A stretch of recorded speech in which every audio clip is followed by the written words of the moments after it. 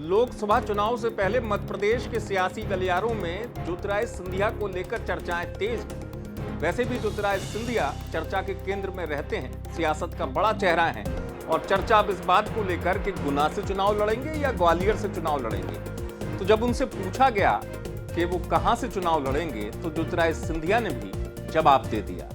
अगर पार्टी लोकसभा चुनाव से आपको गुना संसदीय टिकट दे दी मैं आपने जो शब्द के साथ प्रश्न शुरू किया उस शब्द का मैं अपने शब्दकोश में जगह ही नहीं रखता हूँ, तो आपने अगर बोला, अगर का जवाब मैं कभी देता नहीं।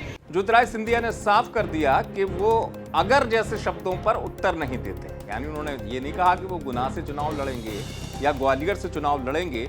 भाई लेकिन सियासत है, सियासत में चुनाव लड़ने को लेकर कोई भी बड़ा नेता हो, उसके अनुमान या चर्चाएं, हलचल, सब संभावनाएं, समीकरण, इन पर चर्चा तो अवश्य होती है। तो यही चर्चा मध्य प्रदेश के सियासी गलियारों में, चूंकि ज्योतिरादित्य सिंधिया का काफी बड़ा है।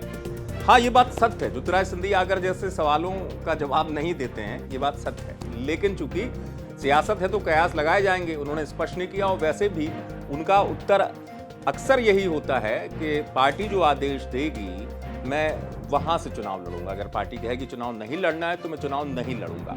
लेकिन चूंकि जैसा मैंने आपसे कहा कि विधानसभा चुनाव में बीजेपी ने तमाम दिग्गजों को मैदान में उतारा, ज्योतिरादित्य सिंधिया को नहीं उतारा था। और तब से ये बात साफ हो गई थी कि केंद्र में उनकी भूमिका को लेकर आलाकमान कुछ बड़ा सोच रहा है और लोकसभा चुनाव में ज्योतिरादित्य सिंधिया जो है उनको पार्टी मैदान में उतारेगी। मौजूदा दौर में वो राज्यसभा के सदस्य हैं, केंद्रीय नागरिक विमानन मंत्री हैं और लोकसभा चुनाव में खासतौर से ग्वालियर में जिस तेजी से कई सौगातें मिली हैं, अंतर्राष्ट्रीय स्तर का एयरपोर्ट बन रहा है और मध्य प्रदेश में भी कई सौगातें ज्योतिरादित्य सिंधिया ने दी है, तो इस बात से इनकार नहीं किया जा सकता या इन संभावनाओं से इनकार नहीं किया जा सकता कि पार्टी विचार ना करे कि ज्योतिरादित्य सिंधिया ग्वालियर से लड़ेंगे या गुना से। गुना को लेकर बात इसलिए आती रही बीच बीच में कि गुना से चुनाव हारने के बावजूद भी ज्योतिरादित्य सिंधिया ने गुना में अपनी सक्रियता कम नहीं की। गुना से जुड़े हुए कई प्रोजेक्ट हों, गुना से जुड़ी हुई तमाम योजनाएं हों, ज्योतिरादित्य सिंधिया लगातार गुना से संवाद रखते हैं, गुना के लोगों से मिलते हैं और जमीनी स्तर पर काम करते हैं। ग्वालियर में जिस तेजी से विकास की सौगात दी, उसके बाद ग्वालियर इस चर्चा के तौर पर उभरा कि ज्योतिरादित्य सिंधिया